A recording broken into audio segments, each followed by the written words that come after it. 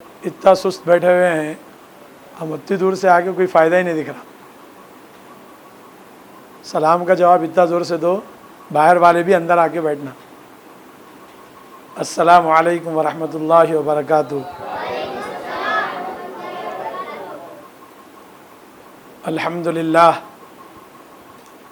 للہ نحمده ونستعینه ونستغفره ونؤمن به ونتوکل علیہ ونعوذ باللہ من شرور انفسنا ومن سیئات اعمالنا من يهده الله فلا مضل له ومن يضلل فلا هادي له ونشهد ان لا اله الا الله وحده لا شريك له ونشهد ان سيدنا ونبينا ومولانا محمدا عبده ورسوله اما بعد فقد قال الله تبارك وتعالى في القرآن المجيد والفرقان الحميد فأعوذ بالله من الشيطان الرجيم بسم الله الرحمن الرحيم اتل ما أوحي إليك من الكتاب وأقم الصلاة إن الصلاة تنهى عن الفحشاء والمنكر ولذكر الله أكبر والله يعلم ما تصنعون صدق الله العظيم۔ عزیزان محترم، بزرگوں اور نوجوان ساتھیوں، اللہ کا بہت بڑا فضل و کرم ہے کہ اللہ جل جلالہ عم نوالہ نے ہمارے اس وطن اصلی کانکرتی کے اوپر علماء حفاظ کی ایک بہت بڑی فہرست کو اللہ تعالیٰ نے ذمہ داریوں سے معمور فرمایا ہے۔ الحمدللہ یہ علماء کانکرتی یا خدام دین کانکرتی کو اس بات کا احساس ہو گیا ہے کہ ہم شہر حیدرآباد کے اندر کام کرتے ہوئے ہم نے اپنا جلوہ اور اپنا لوہا منوا چکے ہیں، لیکن اپنے وطن کے اندر ہم بالکل کمزور نظر آتے ہیں کہ جب اپنوں سے ملتے ہیں تو ایسا معلوم ہوتا ہے کہ دین ان سے بہت دور ہے یا یہ لوگ دین سے بہت دور ہیں۔ ہم اپنے اندر تبدیلی لانا بہت ضروری ہے، اپنی عادتوں کو تبدیل کرنے کی ضرورت ہے، اپنے اٹھنے بیٹھنے کو تبدیل کرنے کی ضرورت ہے۔ اگر ہم نے دنیاوی زندگی کے اندر کوئی کام نہیں کر سکے تو کم سے کم پکے مسلمان تو بننے کی کوشش کرنا چاہیے۔ ایک کام جو بہت ضروری ہے وہ یہ ہے کہ ہم اس وقت اپنے وطن کے اندر رہتے ہوئے اپنے دین کو بچانے کی فکر کریں، اپنے وطن میں رہتے ہوئے اپنے دین کی حفاظت کی فکر کریں، اپنے وطن میں رہتے ہوئے اپنی نسلوں کو دیندار بنانے کی فکر کریں۔ ہمارا ایمان تو ہے، ہمیں اپنے بڑوں نے ایمان دیا ہے، ہمیں جاننے والے اور بتانے والوں نے ہم کو بتایا اور ہم اپنے ایمان کی حفاظت کر رہے ہیں، یہ تو ہمارا ایمان محفوظ ہے، لیکن ہمارے نسلوں کی ایمان کی فکر کی ضرورت ہے۔ ہم تو چلے جائیں گے دنیا کو چھوڑ کر، آج نہیں تو کل ہماری باری آ جائے گی، لیکن ہمارے بچوں کے ایمان کی کون حفاظت کرے گا؟ ہمارے بچوں کے اندر ایمان کو کون باقی رکھے گا؟ ان کے ایمان کو بچانے کے لیے ہم سب کو اس وقت سب سے زیادہ جس چیز کی ضرورت ہے وہ 3 میم کی ضرورت ہے۔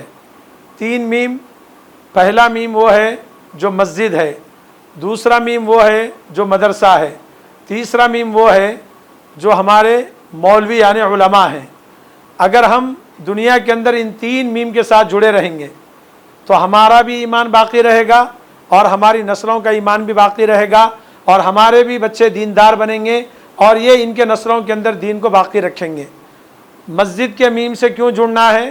اس وجہ سے جڑنا ہے کہ جب مسجد میں آئیں گے تو بچے کا ایمان تازہ ہوگا، بڑوں کے ایمان کے اندر مضبوطی پیدا ہوگی۔ مسجد میں آئیں گے تو نماز پڑھنے کی عادت پڑے گی، مسجد میں آئیں گے تو قرآن کریم سیکھنے کی عادت پڑے گی، مسجد میں آئیں گے تو قرآن کانوں کے اندر سے سنایا جائے گا، مسجد کے اندر آئیں گے تو اپنے دلوں کے اندر قرآن اترے گا اور ہم قرآن کو سمجھنے اور سیکھنے کی فکر کر سکیں گے۔ مسجد سے یہ فائدہ ہے۔ مسجد سے دوسرا فائدہ یہ ہے کہ جب بچہ مسجد کے اندر آئے گا یا بڑے مسجد کے اندر آئیں گے تو ان کے اندر یہ جذبہ پیدا ہوگا کہ میں 5 منٹ دیر سے آ رہا ہوں، 5 منٹ پہلے آنے کی فکر کریں گے۔ 5 منٹ نماز ختم ہونے کے بعد فوراً جانے کے بجائے ایک 5-10 منٹ بیٹھ کر اللہ کے ذکر و اذکار کرتے ہوئے اپنے دل کو سکون محسوس کر سکیں گے۔ یہ دوسرا فائدہ ہے۔ ہم اپنی ذمہ داریوں کو محسوس کرتے ہوئے جس طریقے سے کھانے اور کمانے کی فکر لگی ہوئی ہے، بچوں کو پالنے اور پڑھانے کی فکر لگی ہوئی ہے، جس طریقے سے بچوں کے لیے مکان بنانے کی فکر ہے، جس طریقے سے بچوں کی زندگی کو سنوارنے کی فکر ہے، اسی طریقے سے بچوں کے دین اور ایمان کو بچانے کی فکر کرنا یہ ہماری سب سے بڑی ذمہ داری ہے۔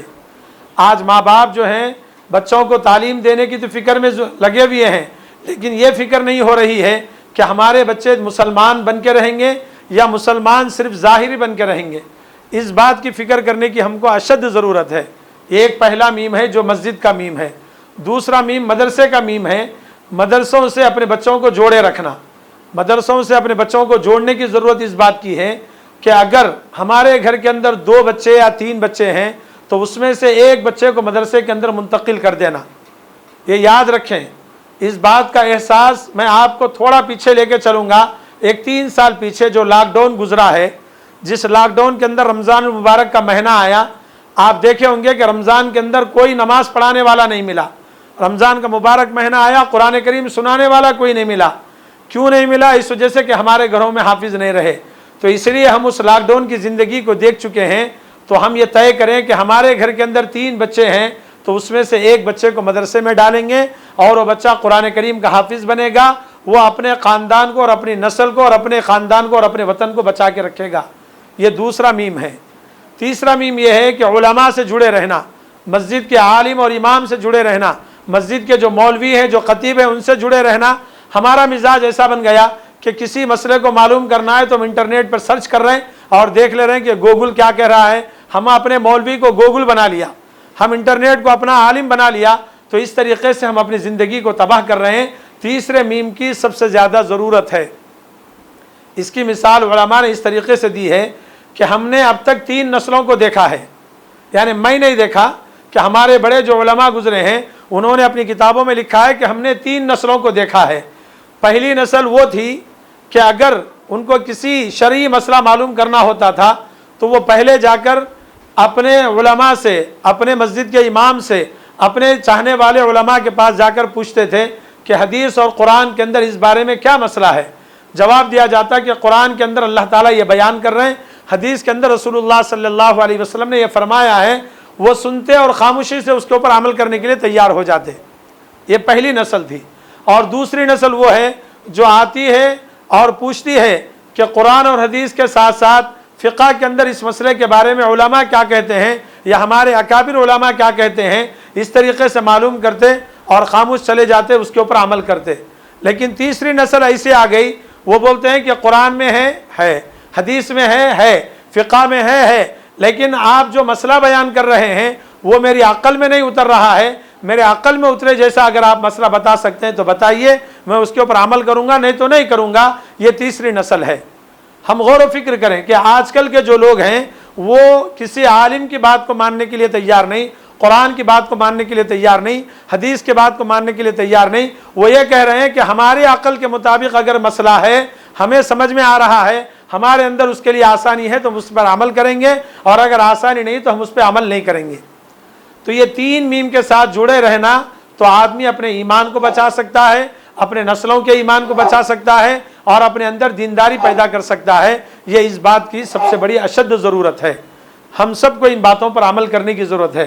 لیکن چوتھی بات یہ ہے کہ نماز ایک ایسی چیز ہے کہ جس کی زندگی کے اندر نماز آ گئی وہ بندہ تمام برائیوں سے بچ جاتا ہے۔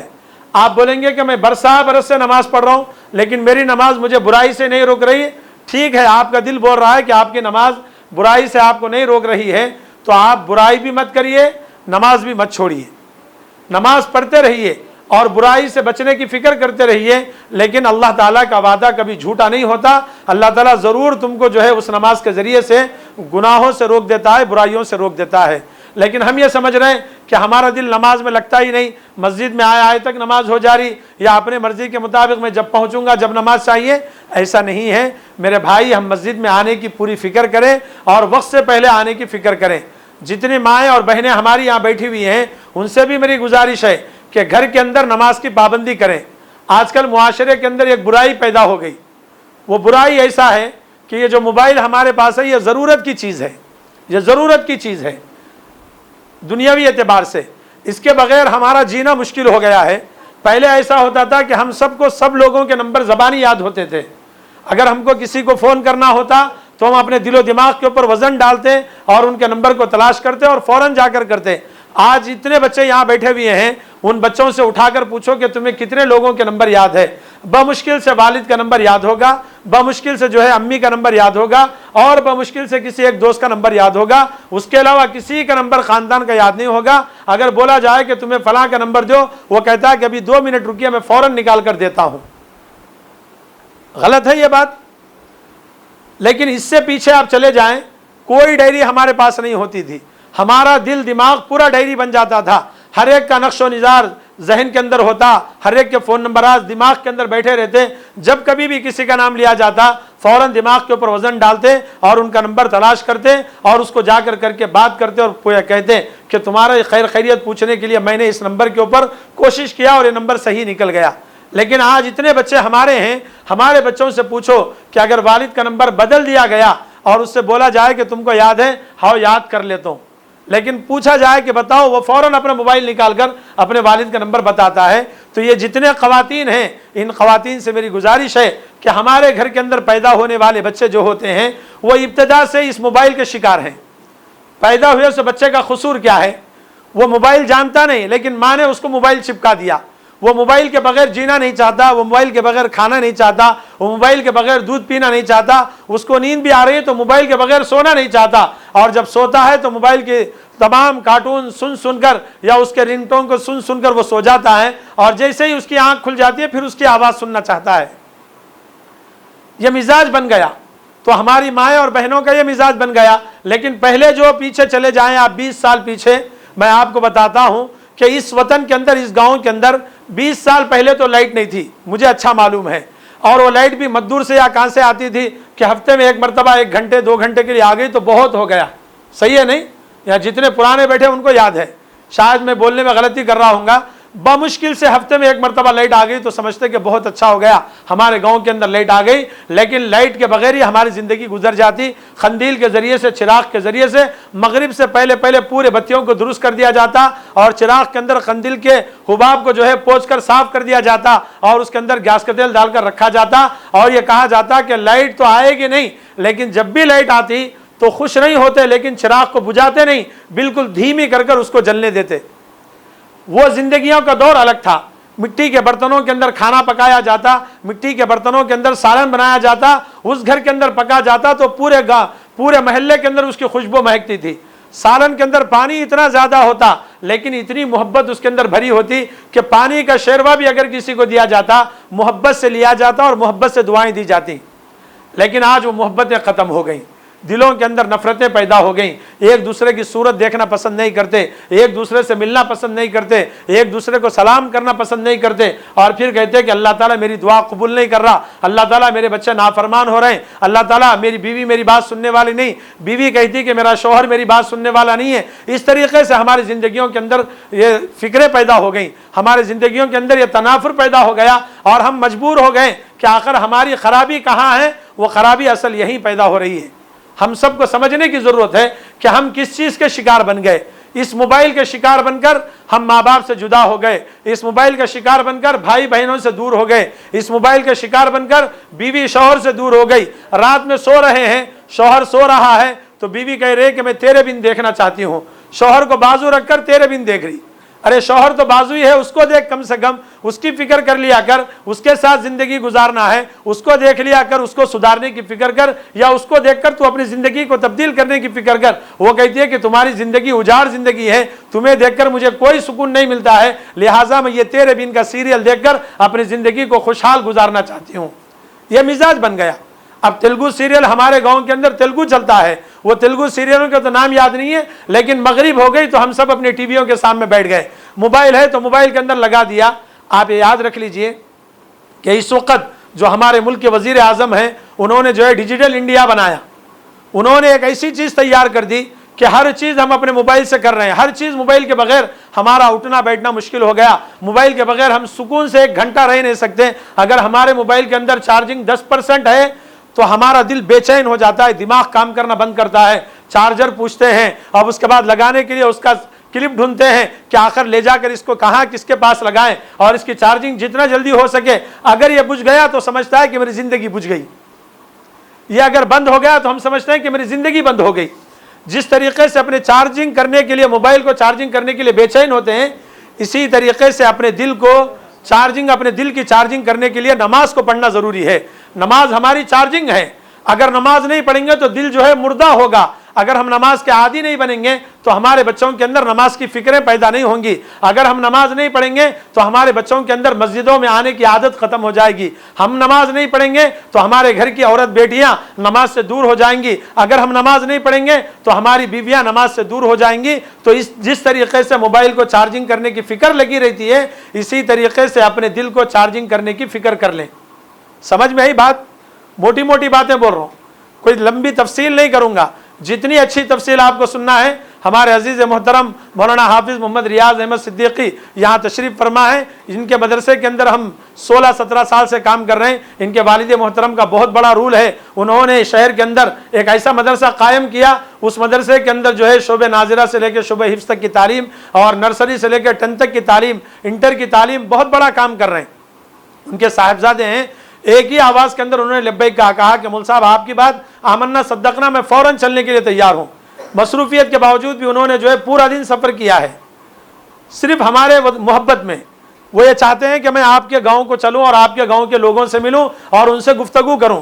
اتنی مصروف ہیں، جوانی کے اندر ہی اتنے مصروف ہیں. جب ہماری عمر کو پہنچیں گے تو ان کی مصروفیت کو دوبارہ ہو جائیں گی.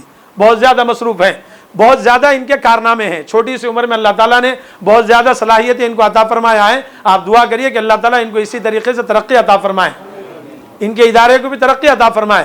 تو موٹی موٹی باتیں جو ہیں، جس طریقے سے موبائل کی چارجنگ ضروری ہے، اسی طریقے سے دل کی چارجنگ کس کے ذریعے سے کریں گے؟ نماز کے ذریعے سے. بولو. سست بیٹھے، ایسا سست بیٹھے تو انہوں نے بیان کرتے، بولنا پڑتا. بیچ میں بولتے رہے تو کیا معلوم ہوتا کہ ہاں سب جنے سن رہے ہیں. نہیں تو ایسا معلوم ہوتا کہ میں چوپ کے پکارا 1 گھنٹہ. کس کو سنا ہے؟ دیواروں کو سنا ہے. دیواروں کو نہیں سنا رہے ہیں، یہاں پورے زندہ بیٹھے ہیں. ہم مردہ دل کو زندہ کرنے آئے اور زندوں کو مارنے نہیں آئے. زندوں کے اندر روح پھونکنے آئے، زندوں کے دلوں کو جگانے آئے. تو لہٰذا اب ہم اپنے دلوں کو کس سے چارجنگ کریں گے؟ پھر بھول گئے. دیکھو، بولو زور سے. سوئے تو کیسا ہوتا؟ نماز سے. شرم آ رہی کیا؟ کوئی غلط کام کرو بول رہا ہوں. نماز سے. کس سے چارجنگ کریں گے؟ نماز سے اپنے دل کو چارجنگ کریں گے. تو جس طریقے سے یہ کام ہم کو کرنا ہے، اسی طریقے سے اپنے بچوں کی چارجنگ کی فکر کریں. اپنے بچوں کی چارجنگ کیا ہے؟ ان کو صبح سویرے ماں اٹھاتی ہے تو کہتی ہے بیٹے اٹھو، اسکول کا ٹائم ہو گیا. بیٹے اٹھو، بس نہیں ملیں گی نارم پیٹ جانے کی. جلدی اٹھو نہیں تو بس وہاں جا کے ٹھہرے تک بس چلے جاتی. پھر جیب سے پیسے ڈال کے ڈالنا پڑتا. کانگریس گورنمنٹ آ گئی تو بساں فری کر دیے، آدھار کارڈ لے لیے، نکل گئے. وہ بس چھوٹ گئی تو کیا کرنا پڑتا؟ پیسے دے کے جیپ میں جانا پڑتا، آٹو میں جانا پڑتا نہیں جانا پڑتا. تو جس طریقے سے ہم اپنے بچوں کو صبح اٹھا رہے ہیں کیا بول کے؟ اسکول کا ٹائم ہو گیا، کالج کا ٹائم ہو گیا، بس نہیں ملتی، آدھار کارڈ لے کے جانا مت بھولو، بس میں چڑھیں گے تو 0 ٹکٹ نہیں ملے گا. یہ جو فکریں ہیں، یہ فکر نہیں کرنا. دوسری فکر کیا پیدا کرنا؟ صبح ان کو اٹھانا. اٹھو بیٹے، تم اللہ کا نام لے کر پہلے جا کر اللہ کی عبادت کرو. یہ مشکل ہے نہیں؟ مشکل ہے نہیں؟ مشکل نہیں ہے، بہت آسان ہے کرنے بیٹھے تو. لیکن ہم خود نہیں اٹھتے تو دوسروں کو کیا اٹھیں گے؟ افسوس کی بات تو یہ ہے.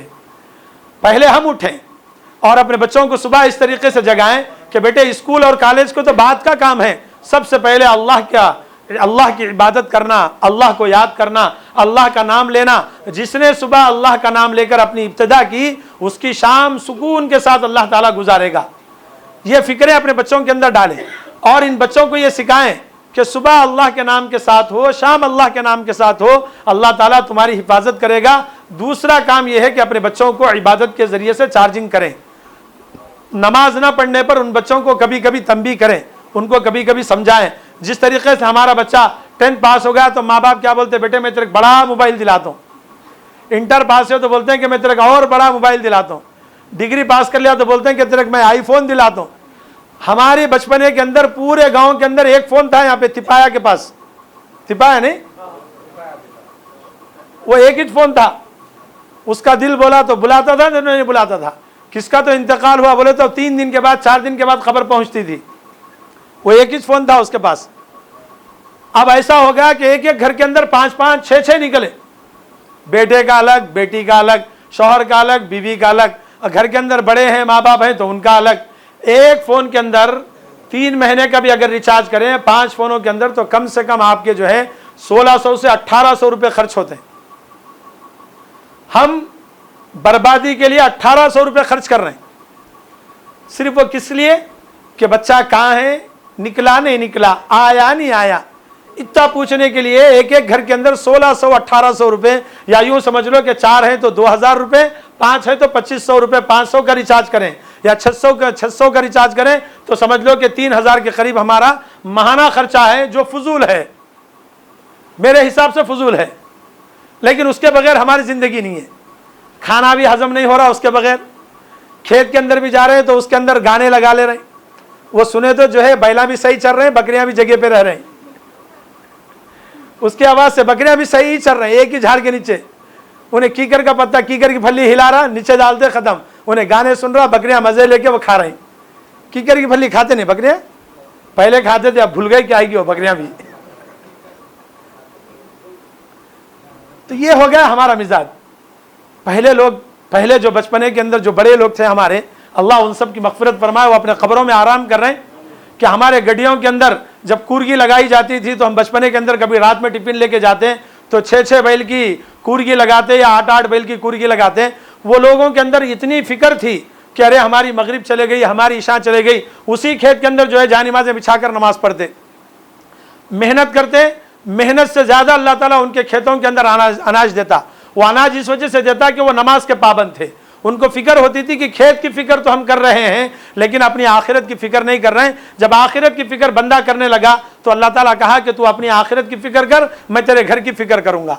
اور ان کے کھیتوں کے اندر اتنا اناج ہوتا کہ لوگوں کو بھی دیا جاتا, اور جب لوگ ان کے پاس مزدوری کر کے مانگنے کے لیے آتے یا ان کی مزدوری ان کو دی جاتی تو ایسے بڑے بڑے پسو اٹھا کر ڈالتے تھے.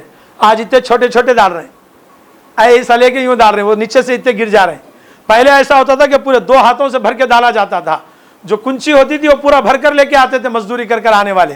ہماری مائیں جو پرانی بیٹھی ہوئی ہیں ان کو معلوم ہے, یا جتنے پرانے بیٹھے ان کو معلوم ہے. لیکن اس کے اندر اتنی برکت تھی کہ ہر آدمی خوشحال زندگی گزارتا تھا. آج ہمارے پاس خوشحالی نہیں ہے.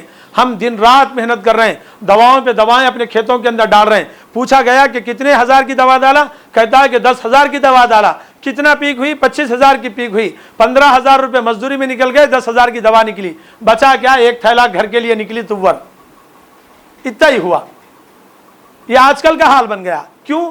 ہماری نیتیں خراب ہو گئیں, ہمارے دل خراب ہو گئے, ہم اللہ تعالیٰ سے تعلق کو توڑ لیے, رسول اللہ صلی اللہ علیہ وسلم سے تعلق کو توڑ لیے. سمجھے کہ ہماری زندگی کا مقصد یہ ہے کہ کھیت میں کام کرنا, ہماری زندگی کا مقصد یہ ہے کہ گوروؤں کے پیچھے جانا یا بکریاں چرانا, یا ہماری زندگی کا مقصد یہ ہے کہ بچوں کو اچھا پڑھانا. لیکن اصل مقصد ہم بھول گئے. ہمارا اصل مقصد یہ ہے کہ ہم اپنی آخرت کی تیاری کرنا. اصل مقصد تو یہ ہے. مرنے کے بعد اللہ تعالیٰ یہ نہیں پوچھے گا کتنے بکریاں تھے بھائی تیرے پاس, کتنے بیلیں تھے تیرے پاس, یہ نہیں پوچھیں گے اللہ تعالیٰ. کتنا دودھ تو گھوٹلوں کو ڈالتا تھا, یہ نہیں پوچھے گا اللہ تعالیٰ.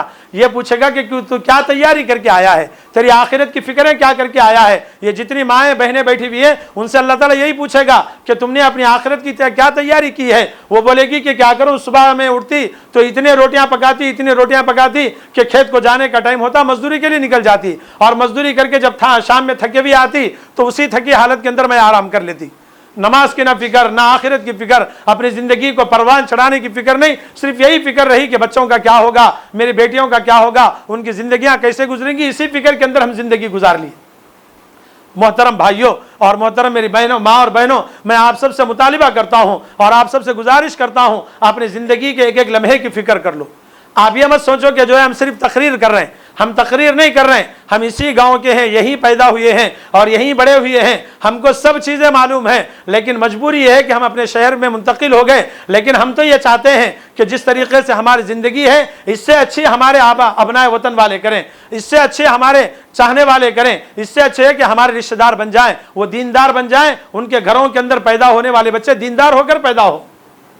یہ فکریں پیدا کریں. ہم نماز پڑھیں تو آج کل حال یہ ہوگا کہ ایک بھائی نماز کو آیا تو ایک بھائی چھٹی لے رہا. پوچھا گیا کیا ہوا, نہیں وہ بہت تھک گیا, آج وہ بھائی کی باری ہے, وہ بھائی پڑھ رہا. تو میں پوچھتا ہوں کہ آج یہ بھائی کھا رہا تو تم کل بھوکے رہ جاؤ. آج ایک بھائی کھانا تو کل ایک بھائی کھانا. اب گھر کے اندر اتنی بیٹیاں ہیں, وہ بیٹیوں سے پوچھا گیا کہ نماز پڑھو تو کہتی ہیں کہ نہیں, بہت تھک کے آئی, کالج سے آئے تک ہاتھ پیر درد ہو گئے, بیاگ اٹھا کے آئے تک بہت مسئلہ ہو گیا, لہٰذا میں کل پڑھوں گی, تو کھانا آج مت کھا ماں, کل کھانا کھانا. لیکن ایسا نہیں ہے, ہمارا مزاج بدل گیا. ہم اپنی زندگی کو سدھارنے کی فکر کریں, اپنی آخرت کو سدھارنے کی فکر کریں, تو ہم کو پتہ چلتا ہے کہ ہم کہاں کھڑے ہوئے ہیں. اللہ تعالیٰ قیامت کے دن قبر کے اندر جب ہم کو ڈالا جائے گا تو یہ قبر ہم کو پوچھے گی کہ تو کیا تیاری لے کر آئی ہے, کیا تیاری کر کے آئی ہے. ہمارے دادی جان تھے, جب ہم جو ہے مدرسے کے اندر حفظ کرتے تھے تو ہم اسی محلے کے اندر رہتے تھے. ہمارا گھر تو تھا نہیں, ہم دادی کے گھر میں آ کر رہتے تھے چھٹیوں کے اندر. ہمارے والدین حیدرآباد میں رہتے تھے, تو جب دادی کے پاس ہم آتے تو دادی کی آنکھیں بالکل کمزور تھیں, بالکل دبلے پتلے ہمارے دادی تھے. لیکن رات کے اندھیرے کے اندر جب ہم کو پیشاب آتا تو اس گلی کے اندر لے کے آنا پڑتا تھا. دادی قندیل لے کر ہم کو ساتھ لے کر آتی تھی, اور دادی سے ہم کہتے کہ دادی جان آپ آرام کرو, ہم چلے جائیں گے. تو دادی کے الفاظ ہوتے تھے, بیٹے تو میری امانت ہے, میرے بیٹے کی امانت ہے, تو قرآن پڑھنے والا ہے, تو حدیث سیکھنے والا ہے, اگر تجھے کوئی چیز کاٹ لے گی تو تیری زندگی ختم ہو جائے گی, اللہ تعالیٰ تجھے محروم کر دے گا, میں تیری حفاظت کرنا میری ذمہ داری ہے. آج اللہ تعالیٰ ان کے قبر کو نور سے منور فرمائے, ان کی یہ فکریں ہوتی تھیں. ہمارے دادا جان کی بھی یہی فکر ہوتی تھی. ہمارے دونوں بھائی, اللہ تعالیٰ نے ہمارے ماں باپ کو جزائے خیر عطا فرمائے, انہوں نے جو ہے کسی یونیورسٹی کے اندر ہم کو نہیں ڈالا یا کسی کالج کے اندر ہم کو نہیں ڈالا. انہوں نے کہا کہ دنیا و آخرت تم سنوار لو, اور تمہاری دنیا بن جائے گی تو آخرت خود بخود سنور جائے گی. علماء نے کتابوں کے اندر لکھا ہے, ہمارے اکابر علماء نے, کہ جس نے اپنی آخرت کی فکر کر لی, دنیا اس کی خود بخود اللہ تعالیٰ بنا دیتا ہے. تو اس طریقے سے میں آپ سب سے مطالبہ کرتا ہوں, اگر آپ کے 3 بیٹے ہیں تو ایک بیٹے کو اللہ کے راستے میں لگا دو. یعنی اللہ کے راستے میں لگانے کا مطلب یہ ہے کہ وہ اللہ کے لیے قربان کر دو. جس طریقے سے ہم درگاہ کے نام پہ ایک بکرے کو چھوڑتے نہیں چھوڑتے, نیاز کرنا ہے, میرے بیٹے کے بالا اتارنا ہے, فلاں درگاہ کے لیے لے جانا ہے, 3 بکروں کی نیاز کرنا ہے, 5 بکروں کی نیاز کرنا ہے. کہاں جاتا رے وہ, تو کہاں جاتے ہو, کئی کی نامہ ہے, وہ نامہ لیا تو تم ناراض ہوتے, تمہاری مرضی ہے کیا کرتے. لیکن حقیقت ہے کہ جس طریقے سے بکرے کو چھوڑتے نہیں, ایک نیاز کے نام پہ چھوڑتے نہیں, اسی طریقے سے ایک بچے کو اللہ کے نام پہ چھوڑ دو. یعنی اس کی دنیا بنا دو, وہ تمہاری آخرت سنوار دے گا. وہ جب بھی قرآن پڑھے گا اس کا ایک ایک لفظ کا اجر تم کو ملے گا, اور تم اس دنیا سے چلے جائیں گے تو قبر میں آرام سے سوئے پڑے رہنا, تمہیں کسی قسم کا عذاب نہیں ہوگا. اس وجہ سے کہ اللہ کے نبی صلی اللہ علیہ وسلم کا وعدہ ہے کہ جس کے ماں باپ کا انتقال ہو جاتا ہے, اس کا بچہ جب اعوذ باللہ بسم اللہ پڑھتا ہے یا قرآن کی جو آیتیں پڑھتا ہے, اللہ تعالیٰ اس کے ابتدا سے لے کر انتہا تک زندگی پر جتنے مرتبہ پڑھے گا اس کا اجر و ثواب اس کے ماں باپ کو عطا فرمائے گا. اور پھر اس دنیا سے جانے کے بعد میدان حشر میں منبر و محراب پہ بٹھا کے اللہ تعالیٰ ان کے ماں باپ کو سونے کا تاج پہنائے گا. وہ سونے کا تاج سورج کی روشنی سے زیادہ مضبوط اور شعاعیں والا ہوگا, اور لوگ پوچھیں گے کہ یہ کتنے نے کیسے بن گئے, ان کو کئی کو محراب پہ بٹھائے, منبر پہ بٹھائے, ان کا سونے کا تاج کیوں پہنائے. جب لوگ پوچھیں گے تو اللہ تعالیٰ بولیں گے یہ میرے وہ بندے ہیں جنہوں نے اپنی اولاد کو میرے نام پر قربان کر دیا. تو یہاں سے تیار ہو جاؤ, ہماری نسلوں کے اندر اس کام کو کرنا باقی ہے. اس نام کو, اس گاؤں کے نام کو پروان چڑھانا آپ سب کی ذمہ داری ہے. آج ہم ہیں, کل ختم ہو جائیں گے. ہمارے اس گاؤں کے جو نوجوان عالم دین ہیں, جن کا میں بار بار ذکر کرتا ہوں, مفتی اکرام الدین ہیں, مفتی سلیمان ہیں, ان لوگوں نے یہ فکر کی. حالانکہ ہمارے ذہن کے اندر یہ بات بہت پہلے آنا تھا, لیکن ہم نے فکر نہیں کی, یہ نوجوانوں نے فکر کی, اور فکر کر کے آپ سب کو جوڑا. یعنی 33واں اجتماع ہے یہ 3 سال کے بعد کا جو اجتماع ہے. اس اجتماع کا نتیجہ ہے کہ اتنے لوگ بیٹھے رہے ہیں. یہ اس بات کی گواہی ہے کہ اللہ تعالیٰ ہمارے اس اجتماع کی قبولیت کرتا ہے, مقبولیت ہے اللہ کی نظر میں. کہ آپ کا بیٹھنا, دن تمام کام کرنا, کھیتوں کی فکر کرنا, گھروں کی فکر کرنا, ہماری خواتین بھی جڑ رہی ہیں اس سے, یہ مقبولیت کی علامت ہے. اور شہر سے جس کو ہم دعوت دیتے ہیں کسی نے بھی انکار نہیں کیا, الحمدللہ سب آنے کے لیے تیار ہیں. کہ یہ گاؤں کے اندر, چھوٹی سی مسجد کے اندر, گاؤں کے الفاظ میں آپ سب کو سمجھانے کے لیے ہم آپ کے پاس آ رہے ہیں. جیسا کہ ابھی ہمارے مفتی سلیمان سعود نے کہا کہ بیمار ہوا تو بچہ جو ہے آدمی ڈاکٹر کے پاس جاتا ہے, لیکن آپ کے لیے ڈاکٹر خود یہاں پر چل کے آئے ہیں, جو روحانی ڈاکٹر ہیں, آپ کی بیماریوں کا علاج کرتے ہیں, آپ کو پرہیز بتا رہے ہیں کہ آپ کے پیر کے اندر زخم ہو گیا تو آپ چاول نہیں کھائیں گے, دال نہیں کھائیں گے, اس وجہ سے کہ اس کے اندر پیپ بھرے گا, اور اگر آپ نماز نہیں پڑھیں گے تو آپ کا دل مردہ ہو جائے گا. جب آپ کا دل مردہ ہو جائے گا تو آپ کے اندر زندہ انسانیت باقی نہیں رہے گی, آپ مردہ بنیں گے اور مردار والی زندگی گزارنے کی فکر کریں گے. اس لیے زندہ بننے کی فکر کرو, اور زندہ انسان کی علامت یہ ہے کہ اس کے گھر کے اندر رہنے والے پورے زندہ بن جائیں. اس بات کی فکر کریں. میں زیادہ وقت لیے بغیر چند باتیں آپ کے سامنے رکھ دی کہ میں اپنا پورا وقت ہمارے نوجوان عالم دین مولانا حضرت مولانا محمد ریاض احمد حسامی قادری خلیف مجاز مولانا حسام الدین ثانی عاقل رحمۃ اللہ علیہ یا دامت برکاتہم، کہ اللہ تعالیٰ ان کے بھی علم و فضل کو جاری و ساری رکھے، اللہ تعالیٰ ان کی عمر دراز فرمائے۔ یہ بڑے اکابر علماء ہمارے شہر کے ہیں۔ عاقل صاحب رحمۃ اللہ علیہ کو آپ نے دیکھا ہوگا کہ گرمٹکال کے اندر عاقل صاحب رحمۃ اللہ علیہ ایک مرتبہ تشریف لائے تھے۔ وہ واقعہ میں نے بہت لوگوں سے سنا تھا، وہ ایک واقعہ سنا کے ختم کرتا ہوں۔ حضرت مولانا حمید الدین عاقل حسامی رحمۃ اللہ علیہ بہت پائے کے عالم دین گزرے ہیں۔ آپ کو معلوم ہے کہ انہوں نے حکومت کو جھنجھوڑا ہے، ہماری اس حکومت کو، یعنی یا آندھرا پردیش کی حکومت ہو یا ملک کی حکومت ہو، ان کے آنکھوں میں آنکھیں ڈال کر آپ نے کئی مرتبہ حکومت کو جھنجھوڑا ہے، اور باضابطہ طور پہ آپ نے جو اعلان کیا اس اعلان کا نتیجہ یہ نکلا کہ اللہ تعالیٰ نے ان کی زبان میں وہ تاثیر دی تھی کہ حکومت کو انہوں نے گرا دیا۔ چندرا بابو نائیڈو ایک مرتبہ ہمارے آندھرا پردیش کے وزیر اعلیٰ تھے، چیف منسٹر تھے، لیکن کمشنر آفس کے سامنے ایک نوجوان محمد سلیم نام کے تھے، ان کو جو ہے کمشنر آفس کے سامنے گولی مار دی گئی تھی۔ اس کے بعد حیدرآباد کے اندر فساد ہوا تھا، تو حضرت مولانا حمید الدین عاقل رحمۃ اللہ علیہ اس وقت باحیات تھے۔ جب ان کو معلوم ہوا تو انہوں نے کہا اے اللہ، جس طریقے سے اس نے مسلمانوں کو گولیاں مار مار کر ختم کر دیا، اے اللہ اس کی حکومت کو گرا دے۔ چند مہینوں کے اندر اللہ تعالیٰ نے اس کے تخت و تاج کو گرا دیا۔ یہ ایسے عالم دین تھے حضرت مولانا عاقل رحمۃ اللہ علیہ۔ تو ایک مرتبہ گرمٹکال کو آئے تھے، تو گرمٹکال کو جب آئے تھے تو انہوں نے بیان کیا، اس وقت حضرت مولانا کے پاس کوئی کار نہیں تھی، بس سے آتے تھے اور بس سے واپس جانا پڑتا تھا۔ بیان کرنے کے لیے جب بیٹھ گئے تو بس کا وقت نکل گیا، اور جب بس چلی گئی تو لوگوں نے کہا کہ حضرت آج رات میں یہیں رکیے۔ وہاں پر بھی لائٹ نہیں تھی۔ حضرت نے اس اتنی مجبوری کے عالم میں بھی حضرت نے کہا کہ خوشی خوشی رک گئے گاؤں کے اندر۔ تو جب رک گئے تو جن لوگوں نے دعوت دی تھی انہوں نے کہا کہ حضرت یہاں قریب میں مسلمانوں کا قبرستان ہے، قریب میں مسلمانوں کا قبرستان ہے، ذرا وہاں چلیے۔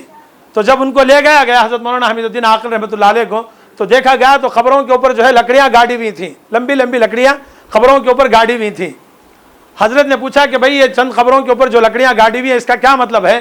تو وہ گاؤں والوں نے کہا کہ حضرت نماز پڑھانے کے لیے کوئی نہیں ملتا تو اس کو اس طریقے سے گاڑ دیا جاتا اور اس کے اوپر قبر کے اوپر لکڑی رکھی جاتی تاکہ کوئی بھی ایک عالم آتا تو غائبانہ طور پر یا اسی قبرستان کے اندر کھڑے ہو کر نماز پڑھا دیا جاتا، اس کے بعد وہ لکڑیاں نکال دی جاتی۔